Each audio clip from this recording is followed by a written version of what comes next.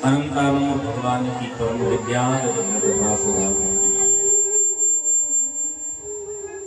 जिसे हम आप सभी बड़े ही भाव के साथ श्रवण कर रहे हैं।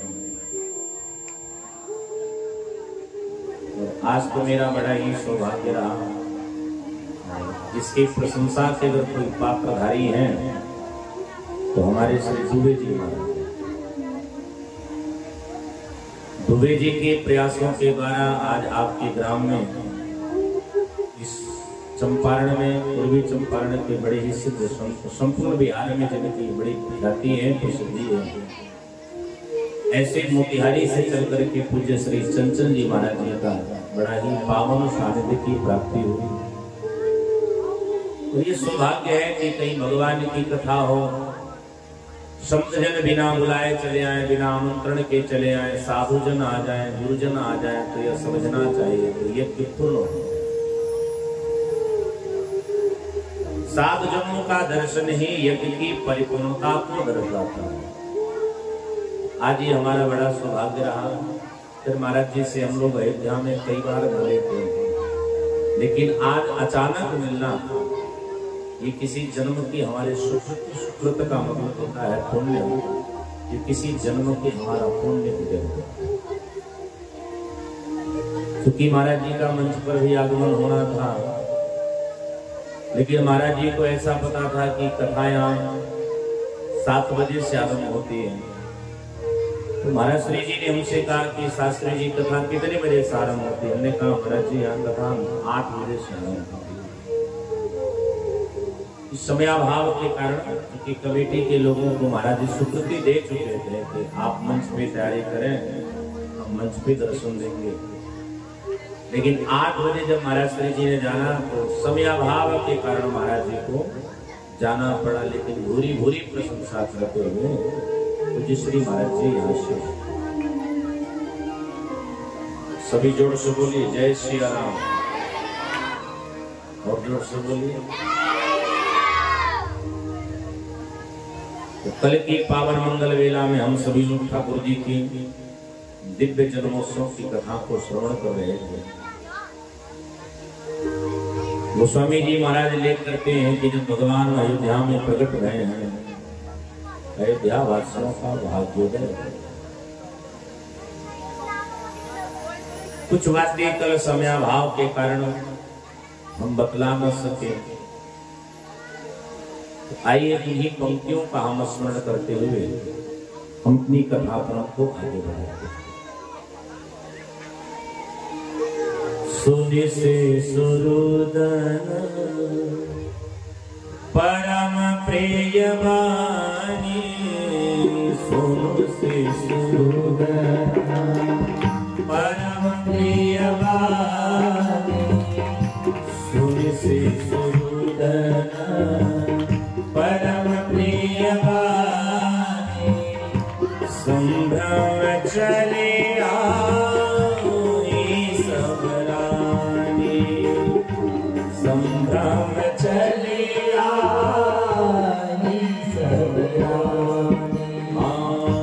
हर्षित जहाँ भाई दासी, हर्षित जहाँ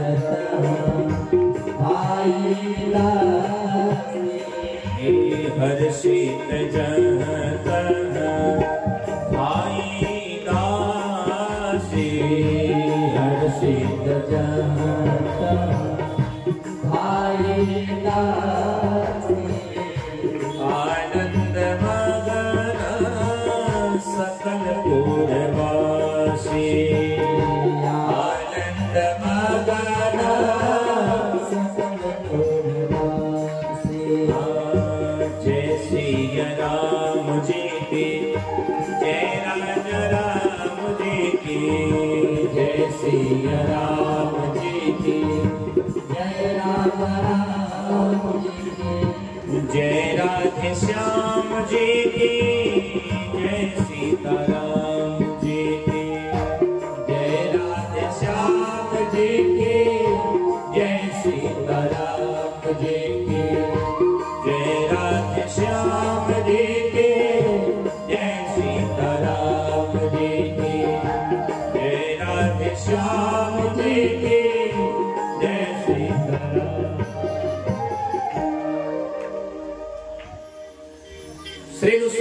सीता जी महाराज लेख करते हैं कि जब ठाकुर जी का जन्म हुआ तो जन्म से पहले गोस्वामी जी ने बड़ी भाव लिख कर जोग लग्न ग्रह वार तिथि सकल भय अनुकूल। अच्छा बंधु, एक बात बड़े विशेष से ध्यान से सुनिएगा। जब ठाकुर जी का जन्म हुआ है ना, जब भगवान राम का प्राकट्य हुआ है, तो प्राकट्य से पहले ही अयोध्या में संपूर्ण बसंत ऋतुओं का आगमन हो चुका है। एक साथ सबके सब भगवान के मंगल स्वागत के हेतु पधारे। अच्छा देखो, ऋतुपति बसंत चैत्र के महीने में आया, तो बसंत का यहाँ भाव क्या है? बसंत ऋतु से पूछा गया कि भाई आपका आगमन क्यों हो रहा है? तो बसंत ऋतु ने कहा जो आ रहे हैं वो सबके राजा विराज आदि मास वर्षारंभ हुआ। तो राघव जी क्या है? बोले राघव जी सबके आदि हैं। चैत्र शुक्ल पक्ष क्या है? तो चैत्र शुक्ल पक्ष का भाव है कि जो बालक का अवतार होने वाला है, इसके कारण इसके माता पिता का सुयश बढ़ने वाला है। नौमी तिथि क्या है? बोले इसके आगे कोई और श्रेष्ठ तिथि है? अच्छा देखो, ज्योतिषियों ने नौमी तिथि की बड़ी ही विडंबना की। एक बार राम जी के दरबार में संपूर्ण तिथियों का समागम हुआ, तो सारी तिथियां हंस रही थी, पर नौमी तिथि रो रहा। राम जी बोले तुम क्यों रो रहे हो? नौमी ने कहा महाराज मैं कहीं करने लगा। क्यों? महाराज मैं आपको क्या बताऊं, पंडितों ने हमारी दुर्दशा कर दी। बोले क्यों? बोले ज्योतिषी लोग कहते हैं कि नौमी क्या है? बोले रिक्ता तिथि है, और रिक्ता तिथि में कोई शुभ काम किए नहीं जाते हैं। भगवान बोले अच्छा ऐसे बात है? बोले हाँ हाँ। तो तुम सचमुच रिक्त हो? नौमी ने कहा हाँ महाराज, हमको ब्राह्मणों ने सचमुच रिक्त कह दिया। तो ठाकुर जी ने कहा तुम चिंता मत करो, अगर तुम रिक्त हो तो मैं उसी जगह पर आता हूँ जो पहले से रिक्त होता है। इसलिए मेरा जब जन्म होगा तो मैं तुम्हारी ही तिथि में अवतरित होऊंगा और मैं तुम्हें सर्व जगहों में पूजित करा दूंगा। तो ठाकुर जी इसलिए नौमी तिथि को पधारे। पुनर्वसु नक्षत्र है, तो जो प्रकृति चल है, राघव जी विश्वामित्र जी के साथ जब दंडकारण्य का विचरण जब करते हैं बंधुओं, ठाकुर जी अर्थात हमारे संतजन कहते हैं कि पुनर्वसु नक्षत्र का मतलब क्या है? तो ठाकुर जी जब विश्वामित्र जी के साथ जाएंगे, सुबाहु आदि का वध करेंगे, अर्थात भगवान संत के सानिध्य को प्राप्त करके सबको ही आनंदित कर देंगे। भगवान जिस समय आए हैं उस समय कौन सा योग था? ठाकुर जी जिस समय आए उस समय सुकर्म योग था। सुकर्म योग का मतलब है कि संसार से जितने सत्कर्म का लोप हुआ है, राम जी के जन्म के बाद वो सारे सत्कर्म पुनः उत्पन्न हो जाए। मध्याह्न का भाव क्या है? बोले ठाकुर जी का जन्म मध्याह्न काल में क्यों हुआ? बोले मध्याह्न काल में इसलिए होता है कि राम जी का तेज बड़ा ही प्रचंड होगा। अच्छा, राम जी का जन्म किस मुहूर्त में हुआ है? भगवान राम जी का जन्म अभिजीत मुहूर्त में हुआ है। एक बात बड़े विशेष ध्यान से सुनिए। नीति कहती है कि अगर कोई जीव ऐसे ही दोपहरिया के 12 बजे अगर जन्म किसी बच्चे का होता है तो वैसे ही तेजवान होता है। ये सूर्य की विशेष उसके ऊपर कृपा होती है। लेकिन राम जी का जन्म अभिजीत मुहूर्त में क्यों हुआ? बोले अभिजीत मुहूर्त में जन्म लेने वाला बालक ज्योतिषी कहते हैं कि कभी वो पराजित नहीं होता है, वो अपने शत्रुओं पर एक न एक दिन विजय प्राप्त कर ही लेता है। अच्छा, राम जी का जन्म कब हुआ है? बोले राम जी का जन्म कर्क लग्न में हुआ है, और कर्क लग्न में जन्म लेने वाला बालक अपनी ख्याति को उत्तरोत्तर बढ़ाता ही रहता है। इसीलिए हमारे गोस्वामी तुलसीदास जी महाराज रामचरितमानस का जब प्रकाशन करते हैं तो गोस्वामी जी ने पहले ही लिख दिया, नौमी भौम वारे मधुमासा, नौमी भौम वारे मधुमासा, अवधपुरी चरित प्रकाशा, अवधपुरी चरित प्रकाशा, नौमी भौम वारे मधुमासा, नौमी भौम वारे मधुमासा, अवधपुरी चरित प्रकाशा, अवधपुरी चरित प्रकाश। राम जी के जन्म के समय 5 तत्व एक साथ पधारे थे। अच्छा देखो 5 तत्व हैं क्या जिससे हमारा शरीर बना है। क्षितिजल पावक गगन समीरा, पंच रचित अति अधम शरीर। ये 5 तत्व से हमारा शरीर का निर्माण हुआ। ये 5 तत्व को गोस्वामी जी ने एक साथ लिख दिया है। मध्य दिवसति शीतन घामा अर्थात अग्नि तत्व, शीतल मंद सुर विबहबाहु अर्थात वायु तत्व, वन कुसुमित गिरिगन मणिभारा अर्थात पृथ्वी तत्व, सर्वहि सकल सरितामृत धारा अर्थात जल तत्व, और गगन विमल संकुल सुर जूथा अर्थात आकाश तत्व। गोस्वामी जी ने कहा कि राम जी के स्वागत के लिए 5 तत्व आज एक साथ उपस्थित हैं और सबके सब राम जी की जन्म की मंगल अग्र बधाइयां देते हैं।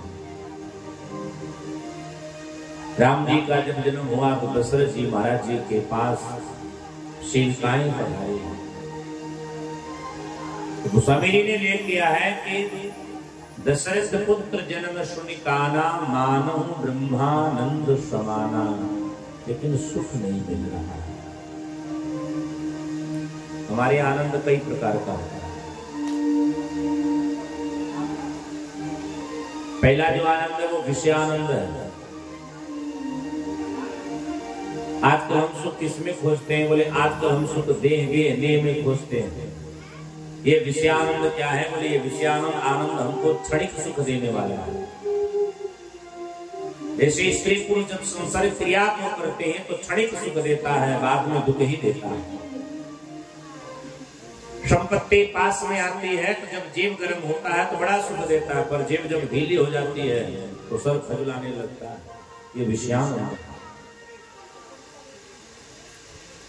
फिर शास्त्रों ने कहा पहला आनंद क्या है? बोले विषयानंद। दूसरा बोले ब्रह्मानंद। अब भैया ब्रह्मानंद तो भाई जो ब्रह्म का आनंद प्राप्त होता। अब ब्रह्म के आनंद से तो बड़ा श्रेष्ठ कोई आनंद नहीं। हम लोग तो ब्रह्मानंद की प्राप्ति की ये खोज कर रहे हैं। ये कमेटी के लोग कथा का आयोजन क्यों कर रहे हैं? कथा का आयोजन का ही तात्पर्य है कि 9 दिन कम से कम लोग आनंदित रहे तो भगवान से हम जुड़ तो जाए, हमारा संबंध भगवान से होने लगे, समझना हमारा जीवन को सार्थक है। हम जब तक परमात्मा से संबंध नहीं जोड़ेंगे तब तक हमारा जन्म लेना सार्थक नहीं है। संबंध चाहे कैसे हो। आप सभी बड़े गौर से सुनिए, भगवान से एक न एक संबंध जीव को अवश्य ही जोड़ लेनी चाहिए, चाहे वह संबंध कैसा भी क्यों ना हो। आप सांसारिक दृष्टि में देखो, संबंध ही जोड़ना है तो मैं बतलाता हूं। अगर परमात्मा से संबंध जोड़ना है तो आजकल भाई देखो, किसी को भाई नहीं होता है तो भाई होने का बड़ा दुख होता है कि हमारे पास भाई नहीं है। दुनिया वाले ताना मारते हैं, तो ऐसे लोगों को भगवान को ही अपनी भाई बना लेना चाहिए। भगवान से सुंदर कोई भाई नहीं होता। किसी का कोई मित्र नहीं है तो ठाकुर जी कोई मित्र बना लो, इनसे बढ़िया दुनिया में कोई मित्र मिलने वाला है। अरे भैया यही नहीं, किसी का कोई शत्रु नहीं है तो ठाकुर जी को ही अपना शत्रु बना लो। रावण ने राम जी से शत्रुता करी, रावण तो तराहे तरा अपना पूरा वंश उतार डाला। एक बात और कहूं, किसी के पास जीजा जी ना हो ना तो राम जी को जीजा जी हो, इनसे बढ़िया कोई जीजा जी है ही नहीं। आप सबको तो हाइब्रिड है। जनक मैं मिथिला वालों से सुंदर कौन जीजा जी के बारे में जानता है? राम जी जब जनकपुर पधारे, अभी ब्याह हुआ नहीं, जनकपुर की स्त्रियां कहने लगी जीजा जी बन जाते तो अच्छा रहता, दिन रात से धोने। एक और गुप्त बात बताएं, संबंध जोड़ने की हम बात तो कह रहे हैं। एक और गुप्त बात बताएं, अगर जीवन में कोनो सार नहीं है ना तो भगवान को ही साले साल बोलना।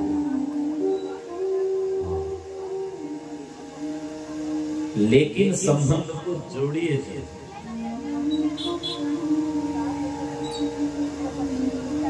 हमारे अयोध्या में जनकपुर से महाराज जी रहते, जब राम जी की प्राण प्रतिष्ठा हो रही थी, जिस समय उत्सव हो रहा था अयोध्या में, तो जनकपुर सिंह महाराज जी गए, तो पहली बार अयोध्या गए थे। तो मैं जहां रहता हूं बगल में ही कनक भवन है। तो संजोग की बात है कि हम लोग भी बिहारी जी के दर्शन करने गए थे। शाम की 7:30-8 बजे की घटना बता रहा हूं। हम लोग भी ठाकुर जी के दर्शन करने गए थे। तो वहां का एक नियम है कि हम लोग जब जाते हैं तो आरती का जब होने वाला होता है, जो कभी गए उनको पता होगा, तो पट बंद हो जाता है। हम लोग बैठ के वहां कीर्तन गाते हैं, चाहे जिसको जो अच्छा लगता है वो गा रहे हैं। संजोग से एक हमारे अयोध्या में एक बड़े सिद्ध महात्मा जी हैं, नारद जी महाराज। तो नारद जी महाराज जी बगल में बैठे, तो उनके बगल में ये दास बैठा था और हमारे कुछ भ्राता जन बैठे थे, कुछ शिष्य जन बैठे थे। तो महाराज जी कह रहे थे, वो मिथिला वाले महाराज जी, अरे साले, एक तो तुम्हारा बहनों ही जनकपुर से चल के आए हैं, अब तुम इतने बड़े बने हैं कि दरवाजा बंद करके नहीं थे। अरे कहाँ पानी पूछना चाहिए, कहाँ जीजा की आदर करनी चाहिए, तुम अपने ही में राजा बने हो। अरे दर्शन दे दो, नहीं तो तुम्हारा ये बहनों ही नाराज होकर के चला जाए। हम लोगों को थोड़ा अटपटा लगा, तो हम तो बोलने वाले, तो उससे पहले नारद जी बोलते हो पगला गए हो। बोले तुम काहे बोल रहे हो, तुम सब हमारे भांजा लगो, तुम सब काहे बोल रहे हो, ये जीजा साले की विषय है। वो बोले ये जीजा है कि तुम जीजा हो। तो बोले एक बात बताओ, कौन सार कहता है कि हम सार हैं? सब दुनिया के साले कहते हैं कि हम तो हार जीजा है, तो हम कह दिए तो का चला जा रहा है। अरे ये हमारे जीजा हो चाहे हम इनके जीजा हैं, सार जीजा का तो संबंध हो रहा है। इसीलिए गोस्वामी जी ने विनय पत्रिका में लिख किया है कि तू दयालु दीन हो, तू दानी हो भिखारी, तू दयालु दीन हो, तू दानी हो भिखारी, तू दयालु दीन हो, तू दानी हो भिखारी, तू दयालु दीन हो, तू दानी हो भिखारी। प्रसिद्ध पात के, प्रसिद्ध पात के, प्रसिद्ध पात के, प्रसिद्ध पात के, पाप पुण्य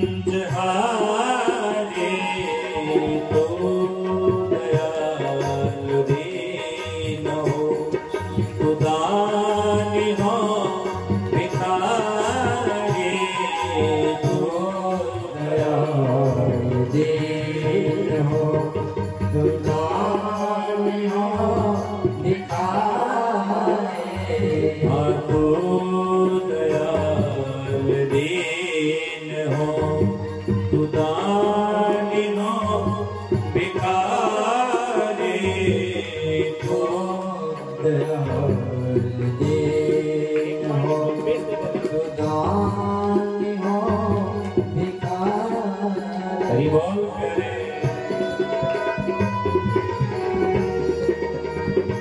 जय हो।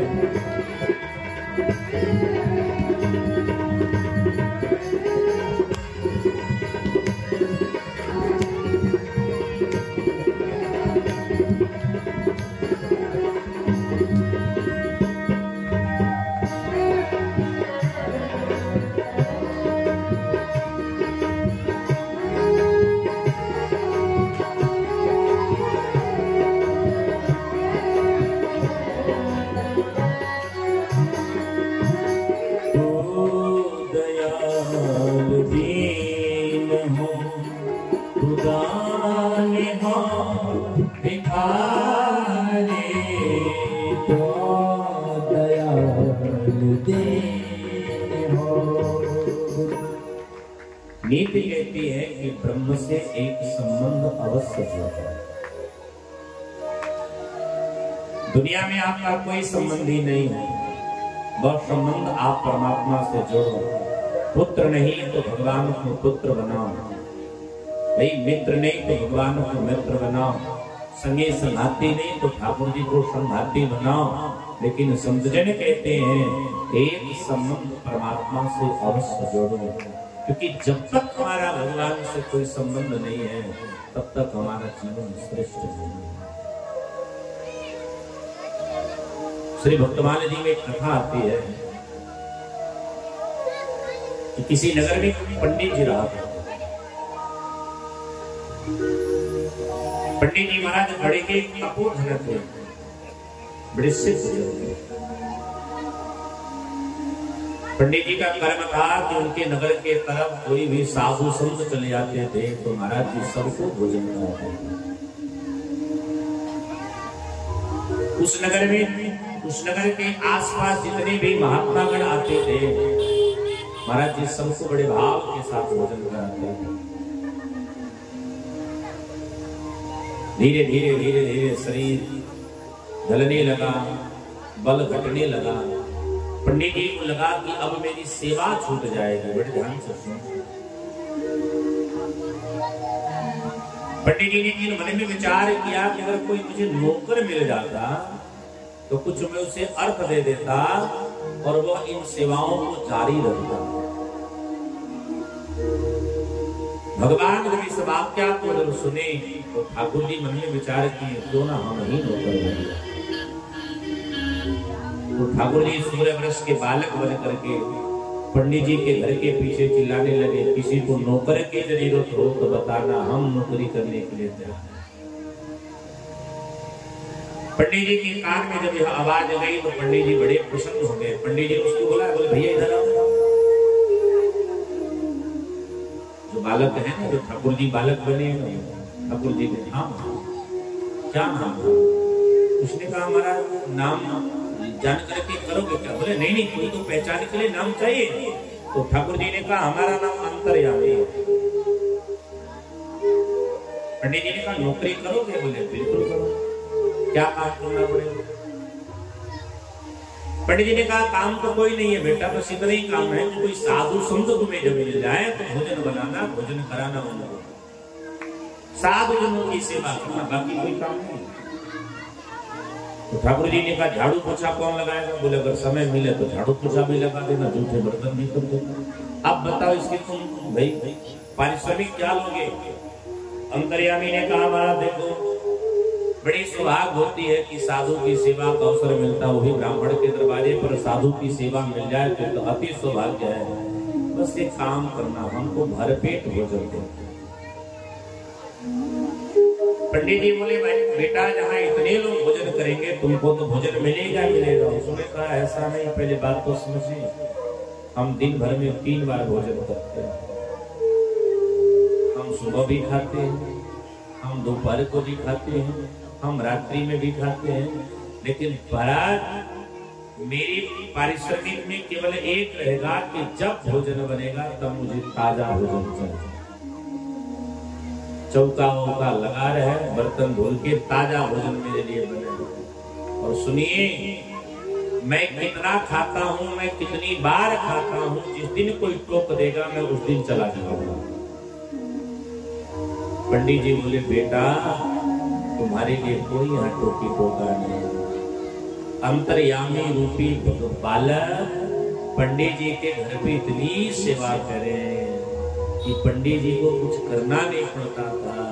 ध्यान से सुनना, जब कोई महात्मा में ठाकुर जी स्वयं भोजन बनावे, जूठे पत्तल उठावे, जूठे बर्तन धोवे, चौका पोछा करते।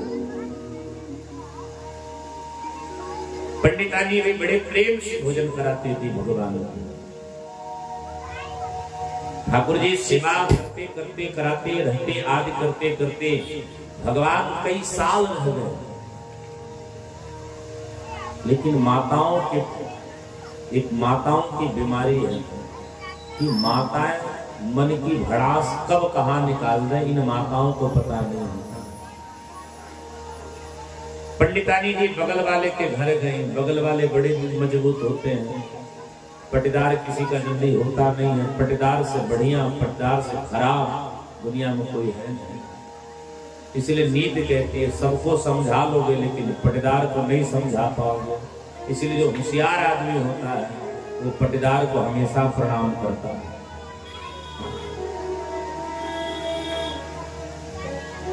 पंडितानी जी बगल वाले के घर गई। बगल वाले की स्त्री बोली, काहे पंडितानी जी आजकल आप बड़ा थकी थकी लगती हैं। कहा, पंडितानी जी आजकल आप थकी थकी लग रही हैं। पंडितानी जी ने कहा, क्या बताऊं, पंडित जी का एक नियम अलग ही था। ऊपर से पंडित जी एक बालक को ला दिए हैं। वो बालक दिन भर में 3 बार भोजन करता है। तीनों बार बर्तन धो, चौका पोछा करो, तब उसके लिए भोजन बनाओ। यहाँ पंडितानी जी ने यह बात कही, वहां ठाकुर जी अंतर्ध्यान हो। शाम के वेला में पंडित जी जब आए तो चूंकि पंडित जी को अंतर्यामी से पुत्रवत प्रेम हो गया था। पुत्रवत प्रेम। पंडित जी ने पंडितानी से कहा कि अंतर्यामी कहाँ गया।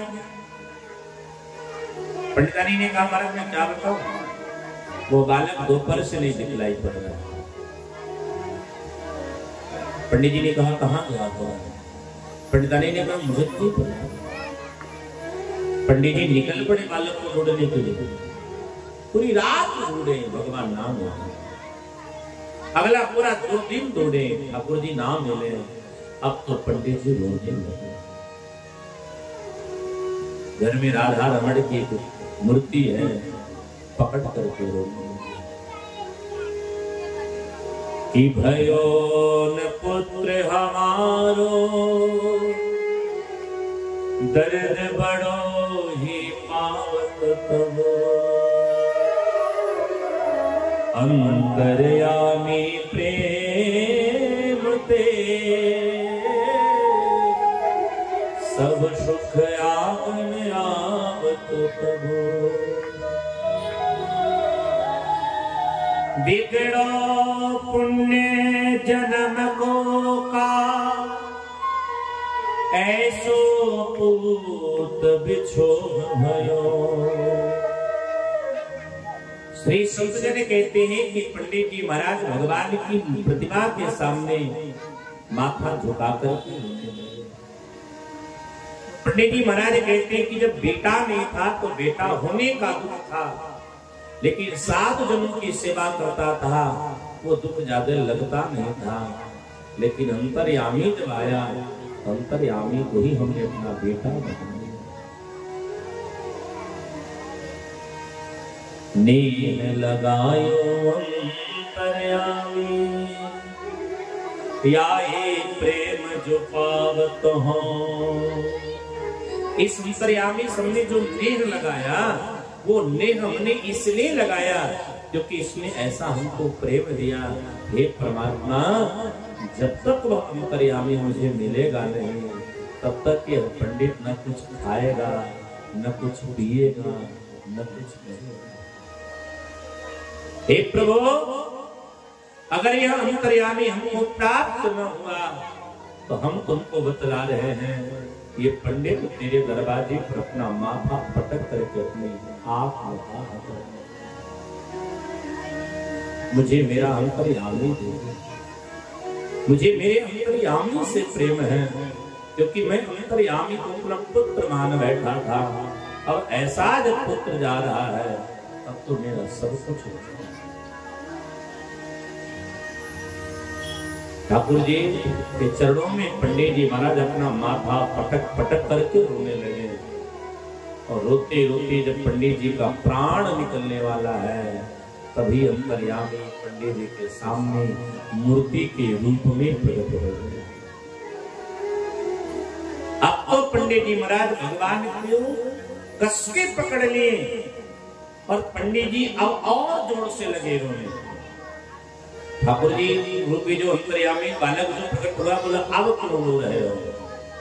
पंडित जी ने कहा, तुम मेरे कन्हैया थे, मुझे पता नहीं था, और तुम मेरे घर में झाड़ू पोछा लगा रहे थे, ये मैं बड़ा पाप करा बैठा। ठाकुर जी बोले, पंडित जी आपका प्रेम इतना अनंत था, आपका प्रेम इतना सरल था कि मैं आपका पुत्र बनने पर विवश हो गया, मैं आपके घर सेवक बनने पर विवश हो गया। इसलिए संत जन कहते हैं, प्रेम ऐसा करो, भगवान से संबंध ऐसा करो, तुम तड़पो या ना तड़पो, लेकिन तेरे लिए वो परमात्मा अवश्य है। एक मैं बात कहूं,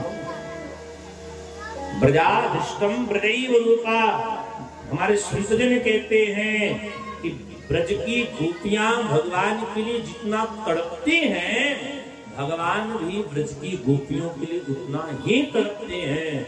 दशरथ जी जितना राम जी के लिए तड़पते हैं, राम जी भी पिताजी के लिए उतना ही तड़पते हैं। इसलिए संबंध तभी एक साधक में जो भाव आता है, कोई जाए जो वृंदावन, मेरा पैगाम ले जाना, कोई जाए जो वृंदावन, मेरा पैगाम ले जाना। मैं खुद तो जा नहीं सकती, मैं खुद तो जा नहीं सकती, मेरा प्रणाम ले जाना। कोई जाए जो वृंदावन, मेरा पैगाम ले जाना। कोई जाए जो वृंदावन, मेरा पैगाम ले जाना। मैं खुद तो जा नहीं सकती, मैं खुद तो जा सब गाइए, सकती, मैं खुद तो जा नहीं सकती, मैं खुद तो जा नहीं सकती, मेरा प्रणाम ले जाना। कोई जाए जो मेरा पैगाम ले जाना।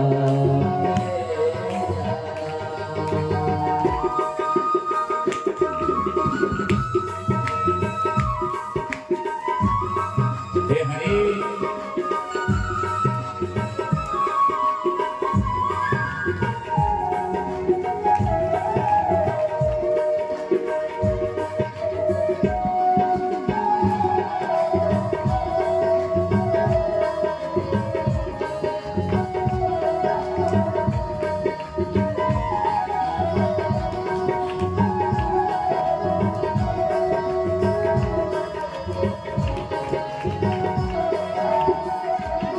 ये कहना मुरली वाले से, कहना मुरली वाले से, मुझे तुम कब बुलाओगे, मुझे तुम कब बुलाओगे। बड़े जो जाल माया के, जो जाल माया के, मुझे तुम कब छुड़ाओगे, उन्हें तुम कब छुड़ाओगे।